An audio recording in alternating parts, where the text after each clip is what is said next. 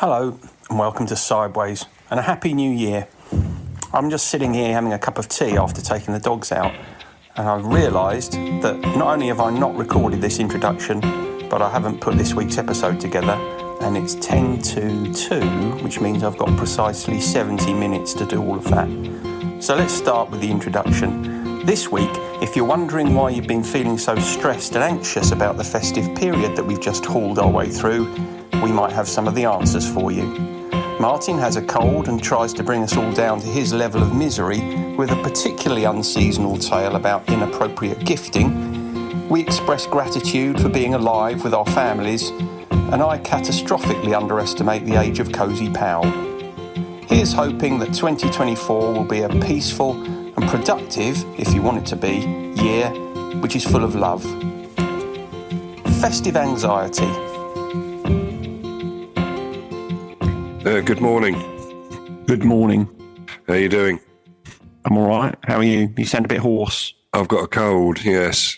Have you? Is it a stinker? Yeah, it is. I'm feeling a bit wafty. But, I'm battling on. That's good. That's good. You can have a nice rest afterwards, perhaps. I'm going to, certainly. Had a bit of a disjointed sleep last night. Did you? Yeah. So I think I might lay on the sofa this afternoon. Yeah, you got to lay on the sofa when and watch Crown Court and have tomato soup. Yeah, I need the ill blanket out as well. You have to have an ill blanket. Yeah. Yeah, although it'd be nice if you experienced that miraculous recovery when we used to get as kids when school started. Yeah. You managed to wangle the day off, and then just when it's too late to go in, it's like, I suddenly feel a little bit better. Yeah, it's marvellous, isn't it? And yeah, it worked. Certainly, yeah. Especially if there's something horrible going on at school that you want to avoid, like a test. Yeah, an exam. It made your illness really bad. Yeah. And then when it was too late, once the school bus had gone, that's it. Or if you were being bullied.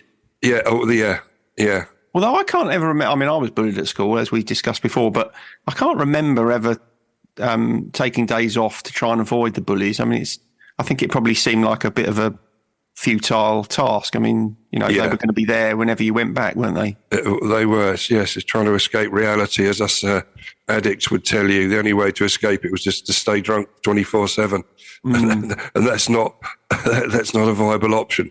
No, well, I suppose the only substance that it would be acceptable for you to take today would be Lemsip. Lemsip, that would be all right, wouldn't it?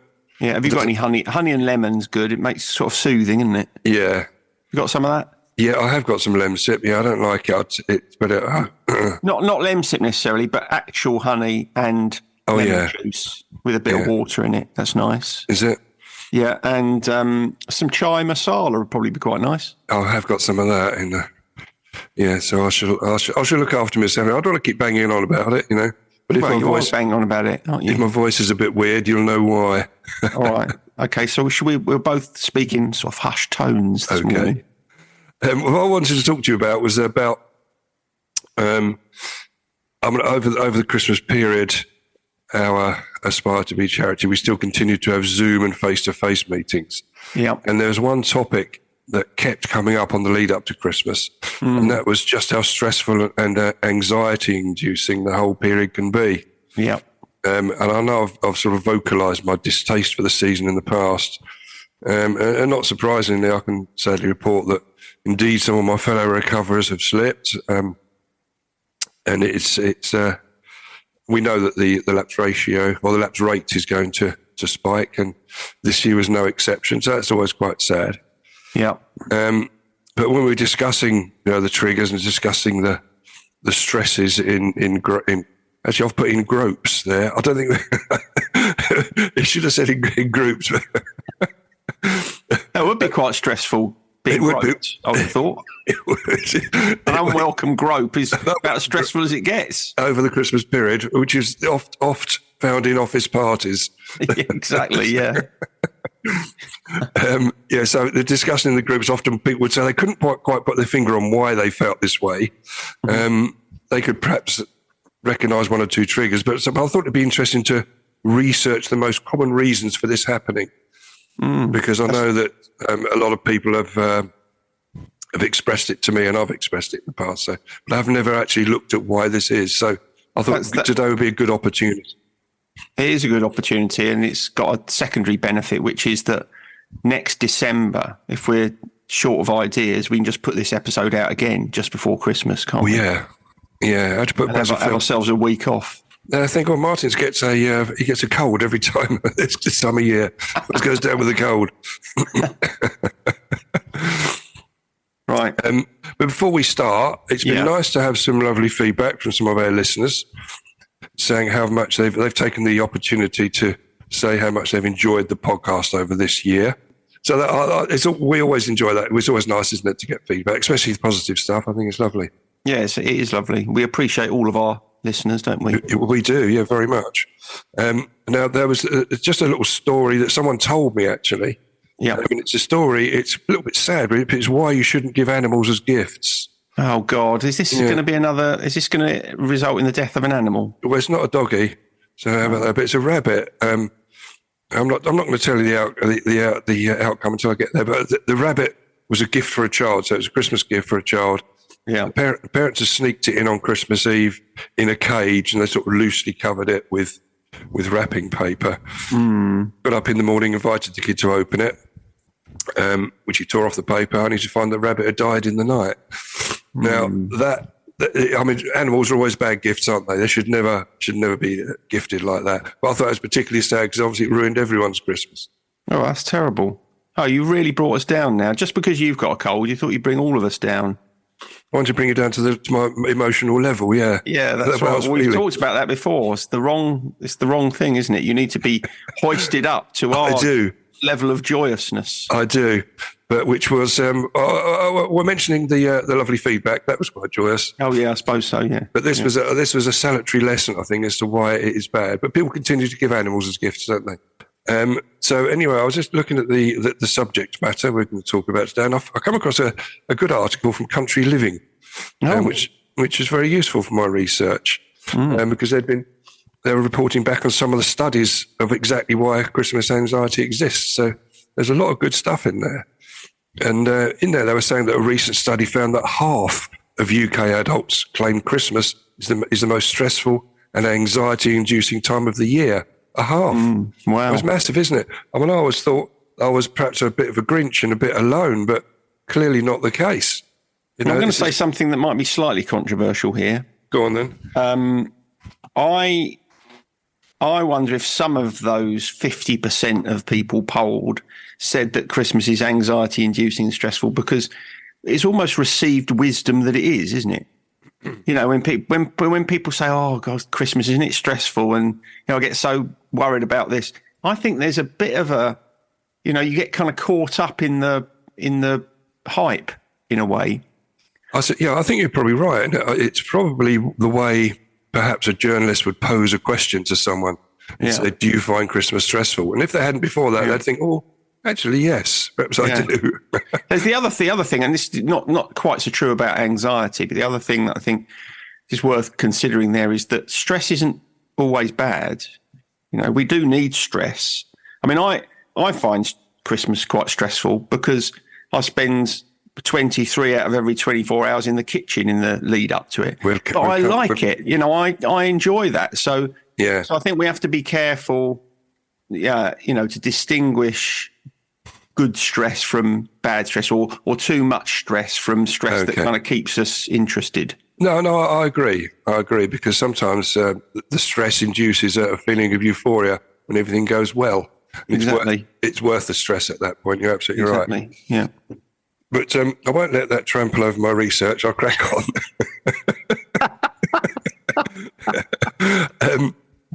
Now, when they were looking at this survey they did, and we found that half of the adults claim that Christmas is stressful. They said that 16% said they'd rather do their tax return than attend a family Christmas, which is quite a claim, isn't it?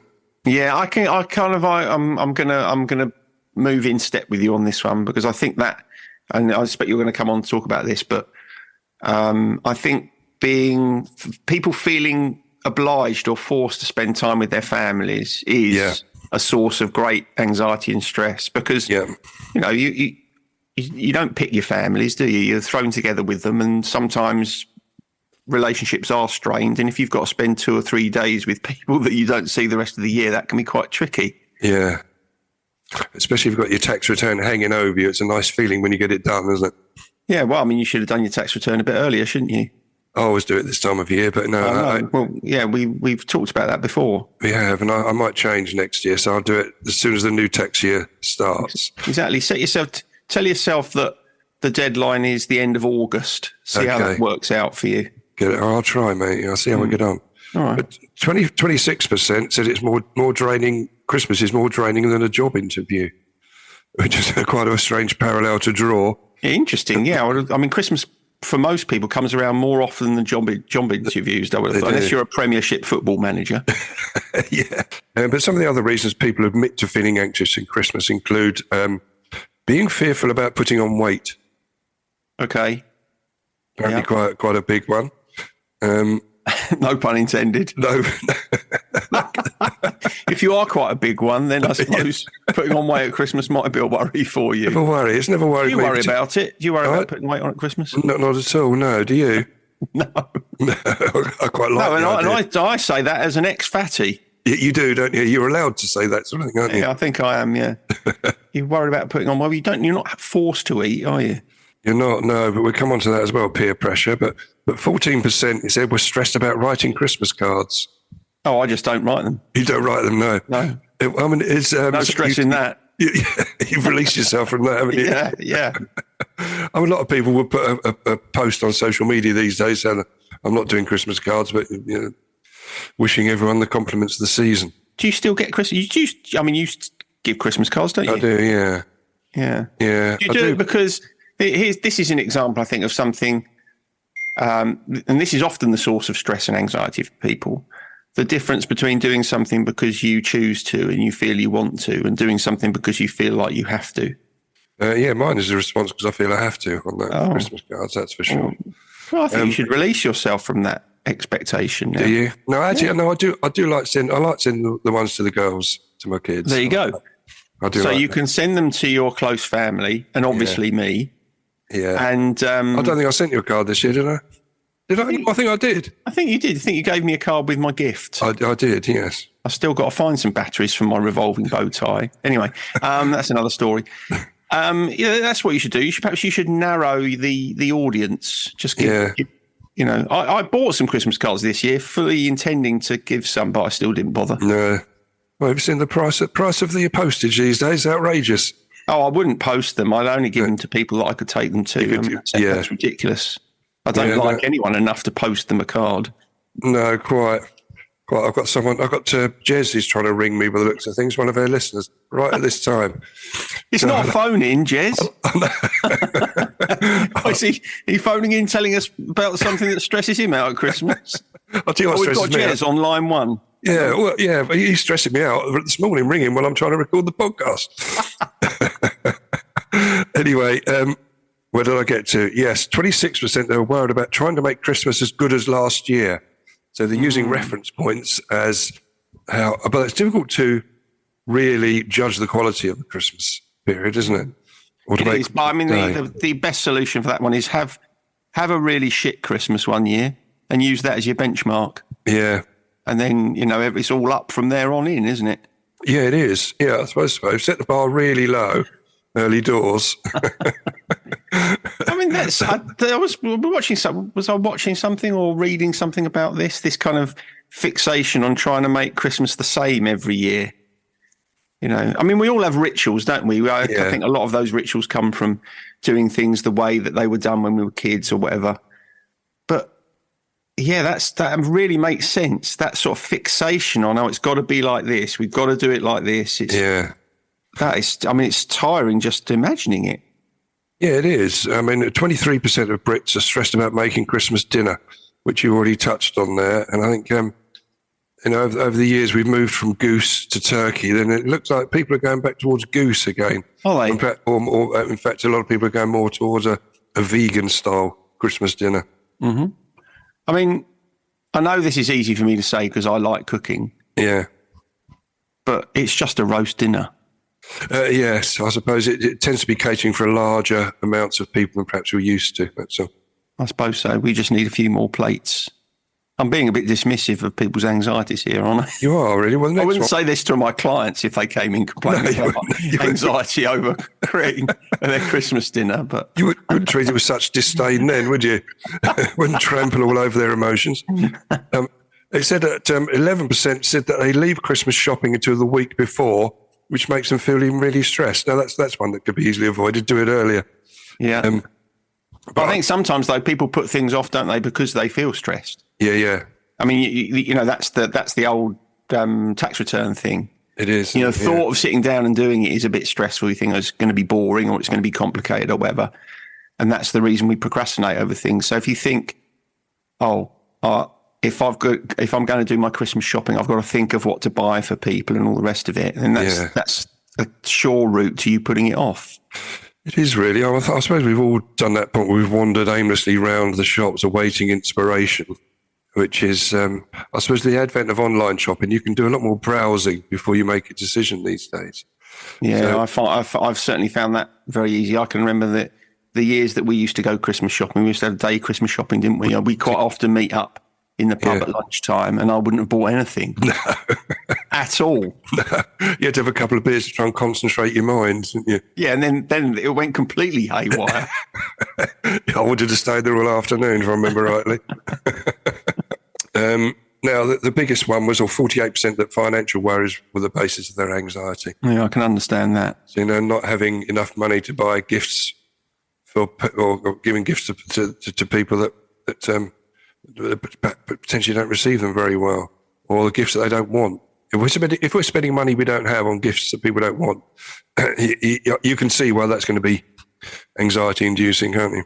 Yeah, I mean, that's crazy. I kind of understand that in relation to children. You know, if you've got children, you want you to be able to buy things for your children. The excitement for your children. But as you say, I think stressing about giving things to other people, that's, it is an unnecessary stress, isn't it? If you haven't got the means, the people that love you and care about you are going to understand if you say, listen, I'm short this year. I can't do it. I mean, anybody that I know, if they said to me, I haven't got the means, I can't give gifts this year, that would be totally fine. And I'm sure most people would feel like that, wouldn't they?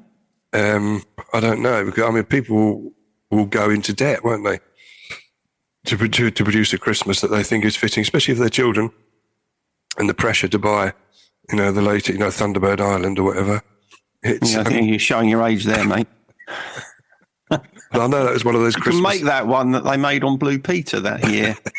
It was a must-have Christmas gift one year, wasn't it? The Thunderbird Island. There's always one, or was it Tracy Island? It was Tracy Island, I think. I never had the must-have gift. No, I didn't. Chopper, Scale Electric. No. We were too Tracy poor. Islands. Tracy Islands. I think we were probably a bit too old when that was the must-have. Cabbage Patch Doll. I expect you had a couple of those, didn't you? I didn't know. I couldn't afford them. Now, other reasons, having to go to social events when you don't want to, like office parties or family gatherings, as we've said. I mean, that must be a real tricky one for people in recovery. Yeah, it is. Yeah, it's awful.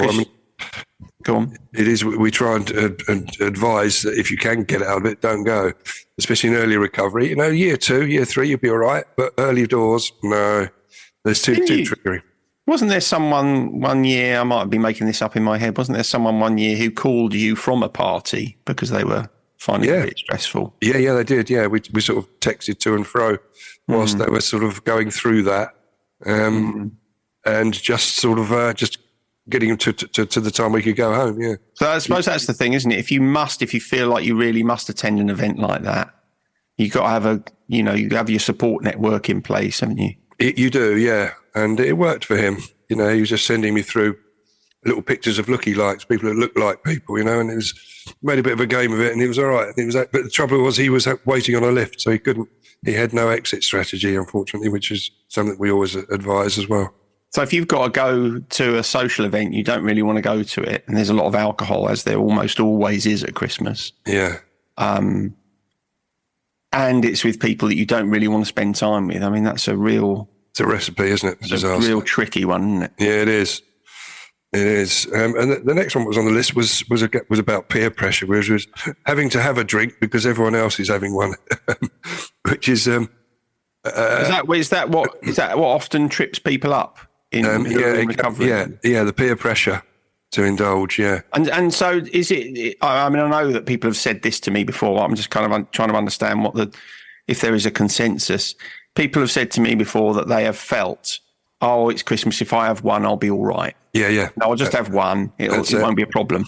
And then that's it. It's like the door's unlocked and you can't get the lid back on. I'm mixing the metaphors there, but you know what I mean. You are mixing them, but I think they're quite good. Both are quite good. But yeah, you've lit the touch paper. Oh, there's another one. And therefore the rocket will zoom away from you at that point. But yeah, because people think, oh, I'll just have a couple now and I'll be all right. I'll go back on the wagon in the new year. And that doesn't happen. I mean, that's a time, isn't it? That's a situation where you really do need the people around you to be taking your own status seriously. Yes. You do not want people who are supposedly your friends or your family saying, oh, go on, have one, it'll be okay. It's surprising. Does happen, doesn't it? All the time. Yeah, it happened to me. Not with family and friends, but certainly other people that have said, "Oh, it's all right, go on. Now you've been detoxed. You're cured. There you go. Join back in the fun." So yeah, it's a misunderstanding, a bit of ignorance. Diary anxiety was one that came up as well, where people have got a lot of events leading up to Christmas and feel a bit overwhelmed by that all. Yeah, and they can't. They're not able to say no because it's Christmas. Yeah. Well, the best antidote for that is to be unpopular. It works for you, doesn't it? Yeah, it does. You keep your head down. Just get used to saying. I mean, this is a classic. No is a complete sentence. It is, yeah. You know, we've talked about it so many times. If you're in recovery, particularly, then it's important that you're selfish. It's important that you think what's right for me. You get this invitation, you think, well, I've already got to go to that, and I've got to go to that, and you get another invitation in. It's okay to say no. Yeah. You know? So if someone thinks bad of you because you're protecting yourself, then is that person really a friend? No. Oh. That's a complete sentence. Yeah, it is.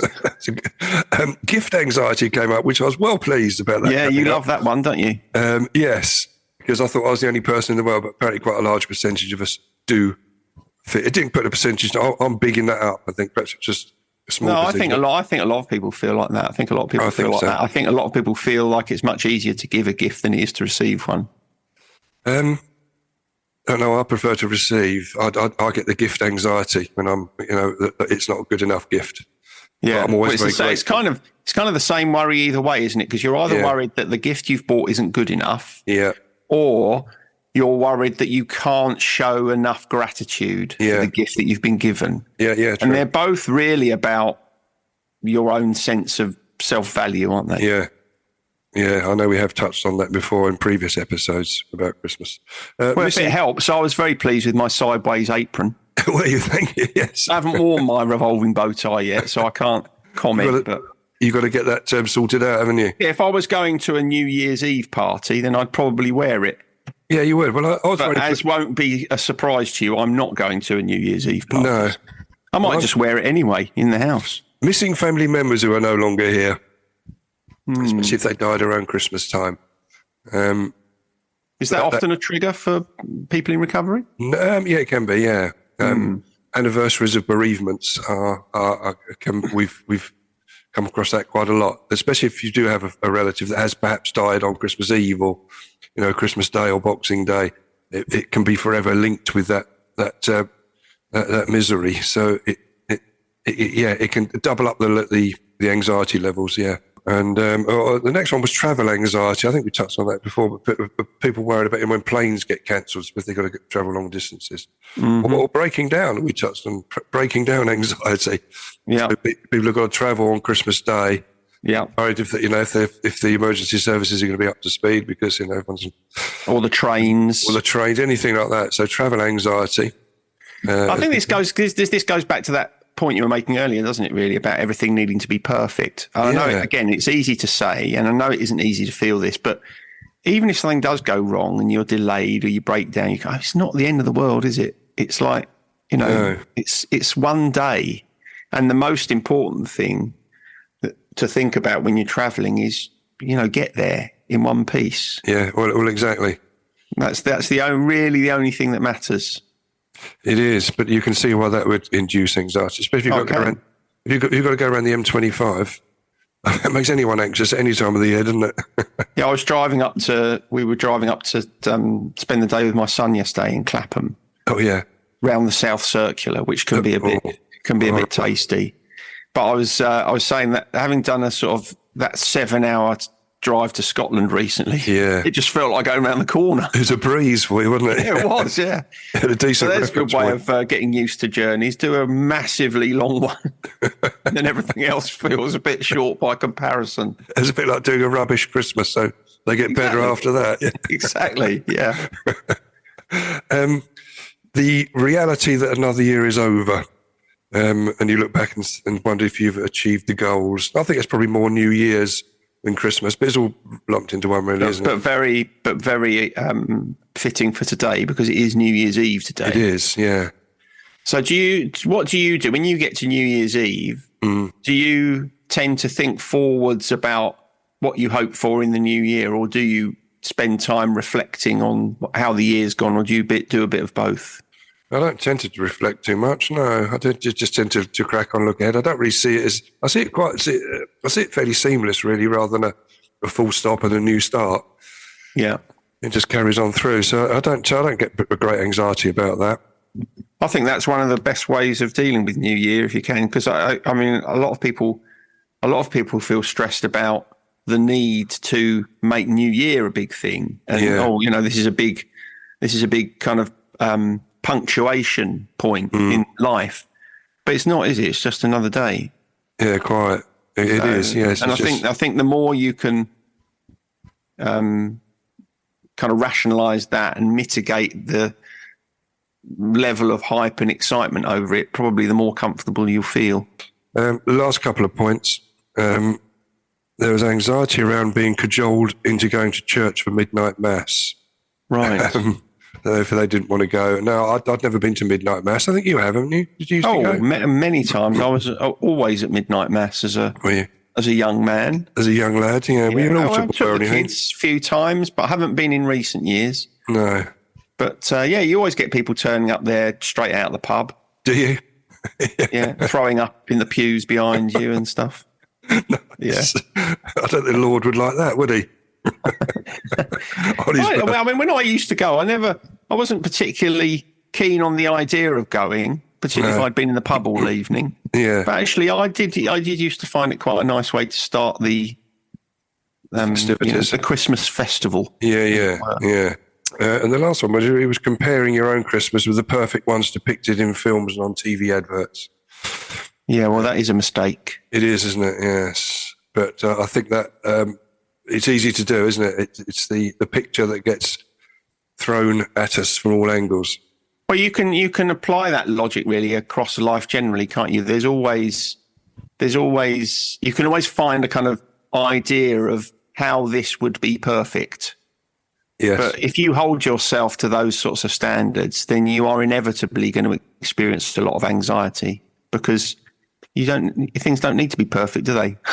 No, they don't, as we've already said. There's no necessity for it. There's a couple of things we just got to remember when we look at these lists. You've got to remember that you're not alone if you find Christmas stressful, because the survey shows that half of adults do. Yeah. And remember that looking after yourself matters more than buying expensive gifts or hosting the perfect celebration. Yeah.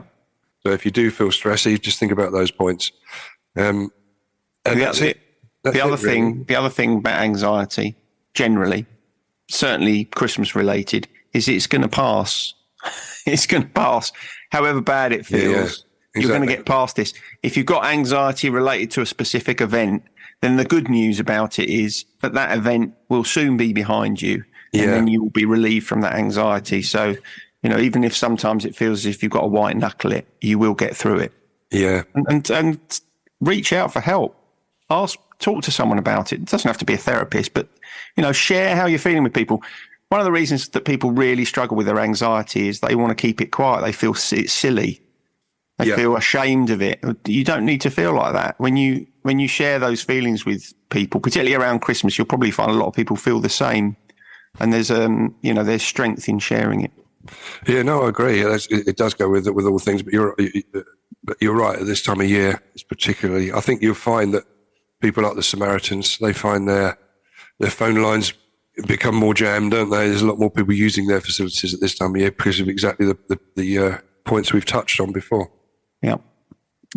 So that's about it, really. I wanted to, if I could, go on to the gratitude lists. Yeah. I mean, mine's quite easy. This as it is perhaps at this time of the year. It's being sober and spending quality time with family and friends. Yeah. Yeah. Well, we put that on. I think I put that on every Christmas, but I'm happy. I think you're okay. It's okay for you to be grateful for that every Christmas, isn't it? I think so. Yeah. Because if Christmas is nothing else, it is a landmark. It is. Yes. It is an opportunity, perhaps, to say, well, there we go. I've got another Christmas. I'm still sober. So, yeah. Well, mine's pretty similar, actually. I feel grateful this week because this year both of my children have moved out. It was the first Christmas I experienced that thing. All the children are coming home. Christmas with the children. Yeah. So that was lovely because it's, I miss them not being around, but it was lovely to have them home. And then, of course, it was all over in a blink of an eye. But that's what makes those things. That's what makes those sorts of things special, isn't it? So I feel grateful that I had my children around me. It was lovely. They were driving home for Christmas, weren't they?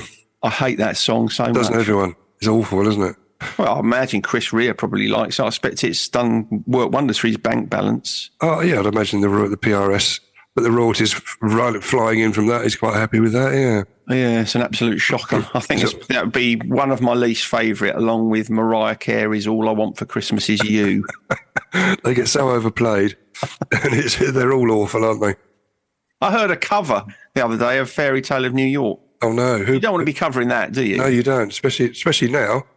I had to turn it off. It was so shocking. Absolutely right. No, it's just disrespectful to McGowan and McCall. It's a disgrace. Cover that. So that feature we do about 100 skills that every person should master. The one that I picked this week off of the list was navigate with a map and compass. Would you say that's not vital, is it? Not these days. Not in the world of sat nav and Google Maps. That's exactly right. But it's the sort of thing we learnt in Cubs and Scouts, it was fun, but I wouldn't say it's vital. No, exactly that. I'd say it's quite good fun to do it. Put yourself out somewhere with a map and a compass. But perhaps keep your phone in your back pocket just in case. Although, having said that, last summer I went walking in King's Wood, which is down near sort of Charing. It's a vast woodland. I don't know if you know it. No. I took the dogs down there. It was a lovely day, and we went off. I kind of trust myself to be able to find my way back to the car, but I overestimated my ability that day, and I got completely lost in these massive woods. I didn't know where I was. I thought, that's all right, I'll just get Google Maps out. No signal. No signal. There you go. So perhaps I could still be there now. Yeah, you could. But the chances of you taking a map and compass with you just in case that happens is slim, isn't it? It is. And do you know what I did? I said to the dogs, let's go back to the car. And they showed me the way. Did they? Yeah. Yeah. Dave, if you say to Daisy, come on, let's go back to the car, she'll head off in a direction, and she's always right. Is she? So that's dogs and their noses for you, isn't it? So that's another reason why you don't have to rely on maps and compasses. Exactly. Just get a dog instead. You don't need Ordnance Survey. You just need a Labrador. Job done. Well, we've put that one to bed. On this day in music, I'm struggling here. Well, you were nearly finished. Come on, you're doing well. We are. What year do you think it was? The Christmas number one was Another Brick in the Wall by Pink Floyd. You know what year that was? Wow, that's really difficult. It's going to be the 70s, isn't it? I'll give you that, yeah. I'm right. I'm in the right decade, aren't I? So I'm going to say 1978. You get a point. So you're just 1 year out. 1979. 79. Okay. That's okay. Okay. Right, that's 1 point. Now, do you know what year Marianne Faithfull was born? Oh my That's God. quite a tough one, isn't it? You know, obviously she used to hang around with the Stones in the 60s. Is she still alive? I don't know. I think she is. Is she? Well, she died recently. I don't know. I don't know. Anyway, she was, but 29th of December was her birthday, so just gone past her. Now, this is the year she was born, right? Yeah, the year she was born. Yeah, don't get confused with the year. I usually do. Last week. Okay, I'm going to go 1943. Oh, not bad. 46. Oh, that's okay. It is for that long ago. Okay, so she's 77? 77, is that right? Right? Yes. Yeah. Yeah. Okay, good. And do you know what year Cozy Powell died? Were you a big fan of Cozy Powell? No, I wasn't. Was Cozy Powell in Rainbow? He was in Rainbow for a while, wasn't he? I think he was. I don't know who else did he play with. Black Sabbath. I think he played with Black Sabbath for a while, didn't he? And he also drummed with Emerson, Lake and Palmer for a while. Did he? I didn't even know he was dead, so that'll tell you how big a chance I've got of knowing when he died. Okay, well, I'll tell you, he was 76 when he died. That might give you some sort of reference point. Okay, so that wouldn't be that long ago, I would have thought. I'm going to say 2018. No, 1998. Oh. You're a little bit out on that one. Only 20 years. He was how old? 76. Crikey, he's a lot older than I thought then. Yeah. So he'd have been 96 then. Yeah. If I'd have been right. Wow. Crazy, isn't it? No, it's Cozy. Crazy Pal. He had a single out as well, didn't he? Do you remember that one? Was it Run with the Devil? Dance with the Devil? Race with the Devil? Dance with the Devil? Something like that, wasn't it? Yeah. Something with the Devil. Yeah. Shall I check it out? Yeah, just so we can put a... Cozy. I can remember that. I can remember the beat of it. Yeah. It was like a drum solo that went into the charts, wasn't it? It was bizarre. Oh, yeah, 5th of April, 1998. It's Dance with the Devil. Dance with the Devil. Yeah. What do you think was said when he had an idea? He said, "I'll tell you what I'm going to do. I'm going to do a drum solo and release it as a single." What do you think his label said? Do you think? Are you Cozy? Sure? Yeah, calm down. What you been on, son? You need to get a Narcotics Anonymous. Get yourself sorted out. Oh, dear. So anyway, that's it. Cozy Pal done. He's right. Well, he is done, isn't he? He is done. Rainbow White Snake, of course, he was with. White Snake, well? Yeah. All right. Well, you go and wrap up warm. I'm going to. And lie on the sofa with the sick blanket and watch a black and white film. That's all you need to do, and I'll feel happy then. Yeah. So I'll just wish you a happy new year. And to you, mate, and to our listeners. Happy new year to all of our listeners. Yeah. Okay. All right. See you next time. Stay safe. Laters. Bye for now. Bye. Sideways was created by Graham Landy and Martin Pankhurst.